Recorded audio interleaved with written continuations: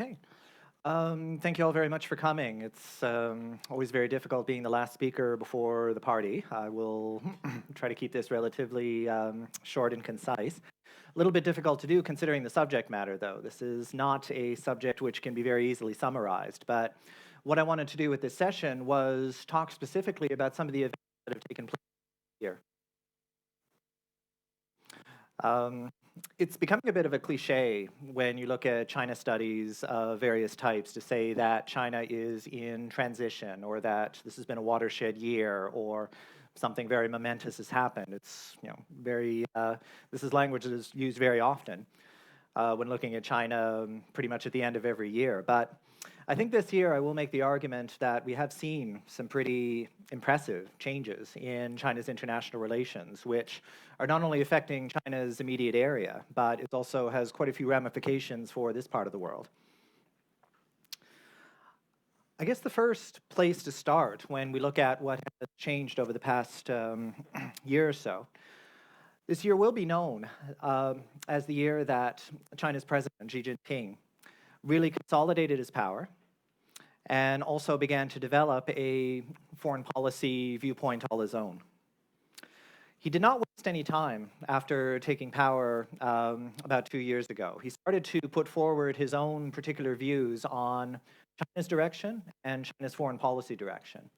He began to speak, for example, very soon into his administration about a so-called Zhongguomang, a Chinese dream, essentially saying that China should continue its path towards development, but should also prepare itself to assume the trappings of great power status. And this is quite a change from his predecessor, Hu Jintao, who used to be very reluctant to speak in terms of China as a great power. He would make reference to China as a large developing state. He would speak about peaceful rise. So really trying to avoid the idea that China has gone into great power status. And when it did come up, he would say that, well, China is going to be a different great power. It's going to be one which cooperates with the international community, that follows the status quo, and that abides by international law and international institutions.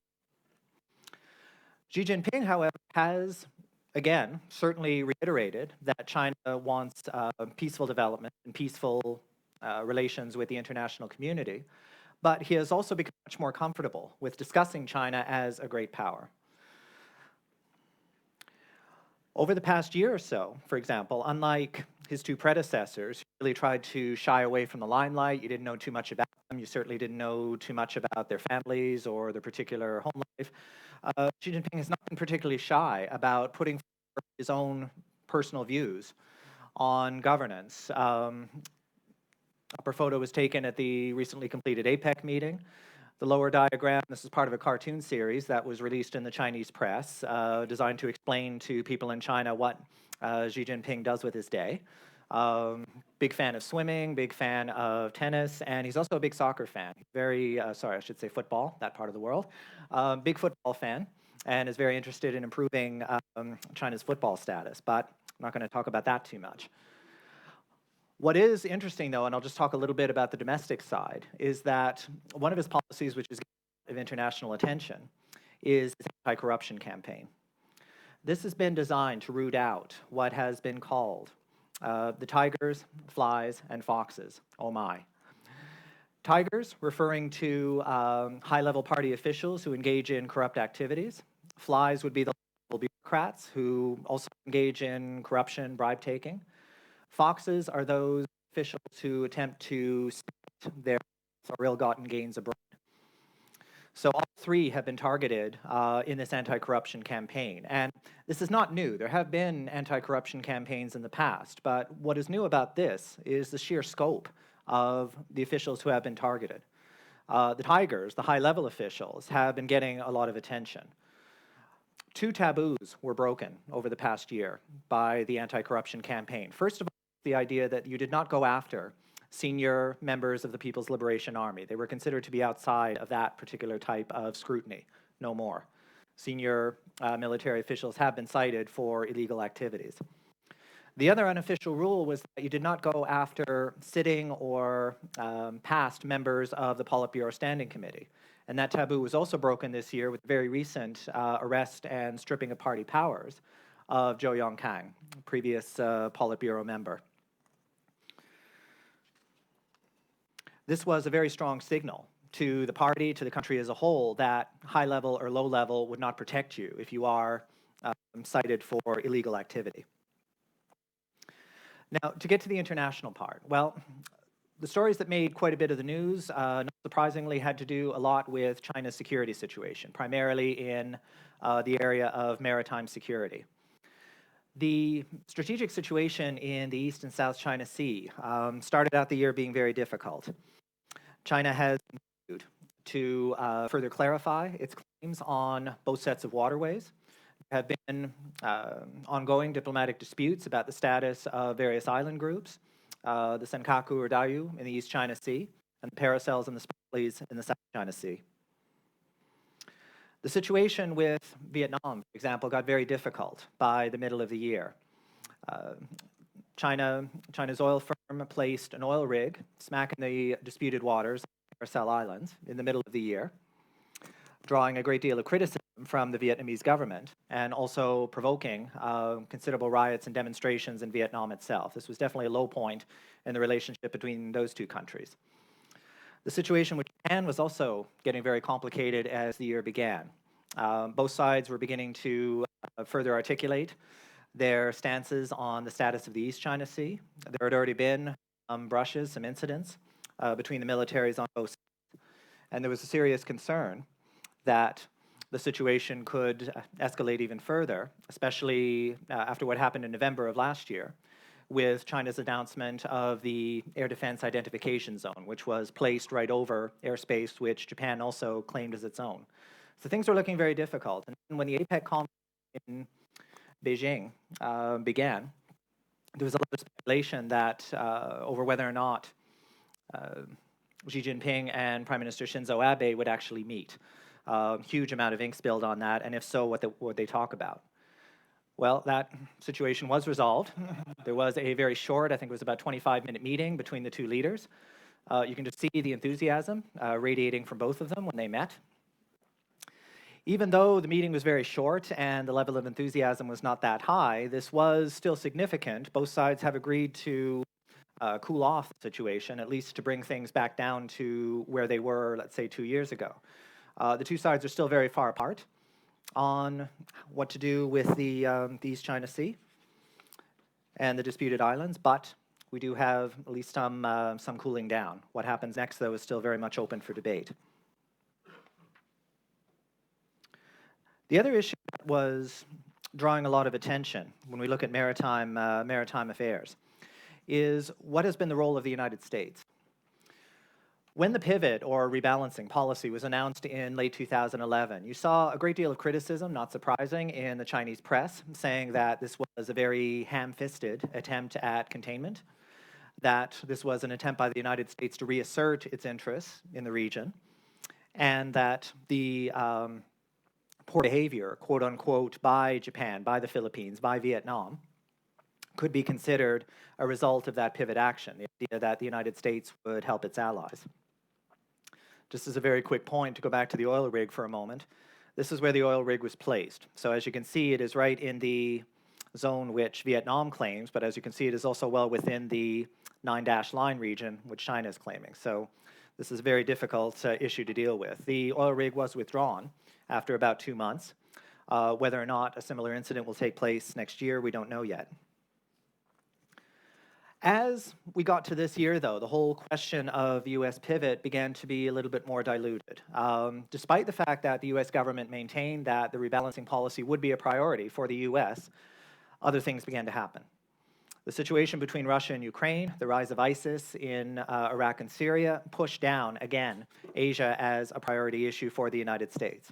And then the Chinese press began to take a somewhat different view of the rebalancing policy. They began to be more critical of it, saying that it's basically a policy in name only, that United States' attention is being divided elsewhere. So how the U.S. will be able to juggle, especially in the last few years of the Obama administration, these very difficult issues while maintaining a certain degree of attention on Asia is also a very good question. Meanwhile, China has been much more forthright with the idea that it views its relations with the United States as great power to great power. Xi Jinping has called for a new model of great power relations. This is language which you would not have heard under previous governments. So China, one can take away from this, that China is becoming much more comfortable with the idea of being a great power. Because under Hu Jintao, you had a great deal of reluctance in the Chinese government to assume kind of great power responsibilities. Like when a particular crisis would take place, China would be very reluctant to act as a great power would. China now is becoming much more comfortable talking about various issues, including the Middle East, including the situation between Russia and Ukraine. But at the same time, China has also begun to exercise a lot more comfort when it comes to organizations. What do I mean by that? Well, since the 90s, China began to be a joiner state. It began to seek membership in all kinds of different organizations, even those that were very heavily US dominated. The WTO, 15 years of negotiations, China finally got in. IMF, World Bank, various security organizations like the Nuclear Non-Proliferation Treaty. China, even though a lot of these groups were very Western dominated, China did want entry and for the most part got it. So that was the situation, I would say, probably up until about 5 years ago. Now you see China becoming much more open to the idea of new organizations that are more led or at least more directly observed by China. We're not saying that China is going to develop its own version of the Warsaw Pact or the Comecon. That was not a possibility then. It is not a very likely scenario now. But we are seeing China become much more comfortable with setting up its own types of institutions in cooperation with other great powers to not necessarily challenge the West, but at least provide alternatives. We saw kind of a first salvo back in 2001 with the creation of the Shanghai Cooperation Organization. Just over the past year, the BRICS grouping of large developing states has gone from abstract concept to all of a sudden we have a new bank of BRICS, the new development bank. We have new meetings and organizations stemming from the BRICS. And China even took it a step further by putting together or calling for an Asian International Infrastructure Bank. Again, something which previous Chinese governments would not have gone through. These could be different institutions to challenge the primacy, for example, of the World Bank, the IMF, and the Asia Development Bank, which are seen as very Western dominated or dominated by US allies. What happened during the APEC summit is also very important. A lot of interesting concepts and ideas came out in a very short time. First of all, there's been a huge mess over the past 2 years between the US and China over free trade, specifically the Trans-Pacific Partnership, which started off as a very low-key agreement between small states in the Asia-Pacific to coordinate their trade policies. Then, since about 2010, the United States began to engage it in the hopes of building it up to an organization that creates a free trade zone across the Asia-Pacific. And this is something which many countries have wanted for a very long time. The problem is, though, several countries have gained entry. Japan was one of the latest. China is not a member. And the Chinese government has looked at that very negatively. You have some commentators who have said, well, this is another attempt at containment. You have others who say, well, this is not containment, but the rules of getting into the TPP are so high, how can we cope? So at the APEC meeting in Beijing in November, Xi Jinping proposed a revival of an earlier concept, the free trade area of the Asia-Pacific, something that had been talked about, again, for the better part of a decade. Something which would include China, something which would bring the entire region together to develop a free trade zone. And this is big news because if something were to come about, it would be the largest arrangement. Plus, on the bilateral front, China began to finish some outstanding free trade policies that had been floating around for quite some time. This year, the free trade agreements with Iceland and with Switzerland came into force. They came into force in July. Short time ago, China, after a very, very long negotiation period, signed its free trade agreement with Australia. And apparently, very early next year, the free trade talks with South Korea will be completed. These will be the two largest such free trade agreements that China has signed. Also, during the APEC conference, he began to take the idea of the Chinese dream and take it a step further. He started to talk about an Asia-Pacific dream. He started talking about kind of a new political, economic, social, however you want to call it, order, which is specifically tailored towards the Asia-Pacific region, one which does not necessarily include Western ideas and norms. How that is going to play out is going to be very interesting viewing. The last big event, and this again got articulated during the APEC meeting, and this is probably going to get a lot of ink as it develops, is the idea of the Silk Roads. Drawing upon Chinese history, back during the Tang Dynasty, for example, when you would see huge amounts of Chinese trade going overland and going through the Indian Ocean to Europe, these ideas have been revived by the Xi government. He has called for the creation of, first of all, the Red Line, a Eurasian corridor, a new Silk Road, one that would allow Chinese goods to travel to Europe, travel to Western markets, as well as, you'll notice Moscow is on the map, much more quickly and efficiently. Several different routes have been proposed, some of which do and do not involve Russia.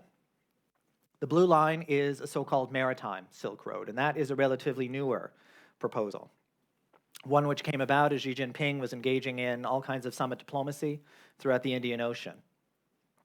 This would allow Chinese goods to travel to Europe using maritime routes, goods from Africa to travel to China.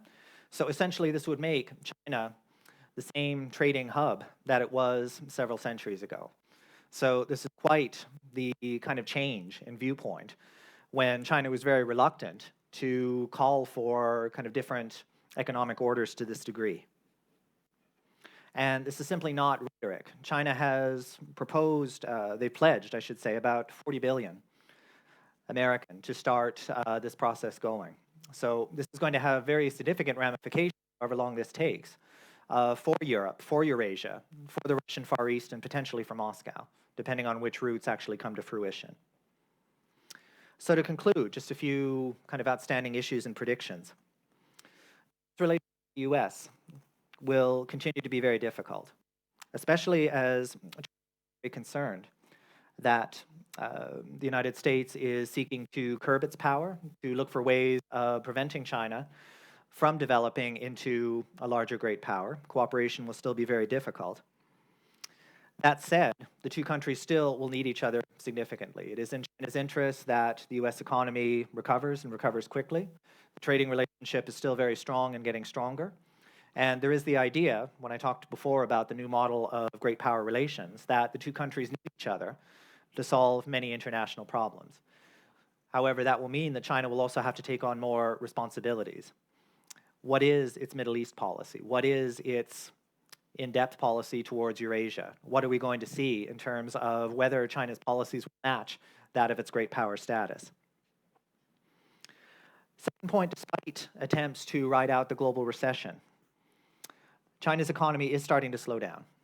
It used to be that the ideal growth rate was, let's say, 9 or 10%. We are now seeing in the 7 to 8 range, and that is likely to be the common practice for the next little while. The Chinese government is basically calling upon everybody to brace themselves for the so-called new normal. We've seen just over the past week, the Shanghai stock market. If you have any stocks in the Shanghai market, you might want to dump them as soon as possible. It was a very turbulent week. I think things have stabilized, though. The economic situation has meant that this is going to have an effect, for example, on those countries that produce raw materials, the fact that China's construction might be slowing down, and it may also have a significant impact on China's future growth. What the slowdown in oil prices is going to mean, that is also a big question. One would think that that would be very good news for the Chinese economy, but we'll have to wait and see. Despite all of these economic issues, though, there were some reports that got released a short time ago that China has actually surpassed the United States, at least in terms of purchasing power parity, and has actually become the world's largest economy, at least in terms of overall volume, if you look at purchasing power parity alone. Don't, however, confuse that with per capita income. That is a much different story, and that is still a considerable challenge for China over the next few years. We are seeing Europe still very much a priority for China's foreign policy. We have seen a considerable flurry of diplomacy take place primarily on the bilateral level. We have seen multiple trips, multiple summits, meetings with Germany, with Denmark, with several other countries in the European Union. We are seeing China's Arctic interests increase, but we are also seeing China still identified as a very important source of technology and income. In terms of its military, China will still continue to project its power, although its stance will be that because of its increased international interests, it will need to protect its assets abroad. It will attempt to engage in cooperative initiatives in order to make sure that these overseas assets are being properly protected. What that means, though, for the maritime disputes is going to be very significant next year. Critics, including those in the Philippines, Japan, Vietnam, have accused China of engaging in a so-called salami strategy, meaning that it's attempting to take very small steps to further its claims on the East and South China Sea, but in a very measured fashion, in order to create a fait accompli. The big question here will be a code of conduct that will be created in order to hopefully quiet things down. In terms of Russia, the warming, the relations will be primarily dependent on continued economic cooperation. The oil deals that were signed this year, the oil and gas agreements that were signed this year will be very significant. But any talk about any kind of alliance or any kind of access between the two sides is premature, to say the least. Ukraine will factor into future relations between the two great powers. The question of whether they will be able to coordinate their strategic interests is still a big question, even though both countries have a great deal of wariness towards the United States. In terms of power trajectory, we might be seeing a considerable difference between the two. And finally, if I wanted to wrap up what's been happening with China over the past year, a lot of it has to do with confidence. The level of China's confidence in its foreign policy and its capabilities has grown considerably over the past 12 months. China still remains sensitive to perceived Western attempts to contain it or to basically halt its growth. But this reluctance or this nervousness is starting to give way to a much greater acceptance of its abilities and capabilities.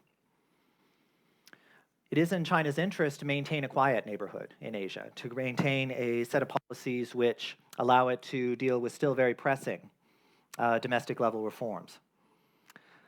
Despite the question of American power, the wild card status of Russia, and a still very shaky global economy, Beijing might have to take on a lot more international responsibility as a result of this power growth than it originally expected. Thank you.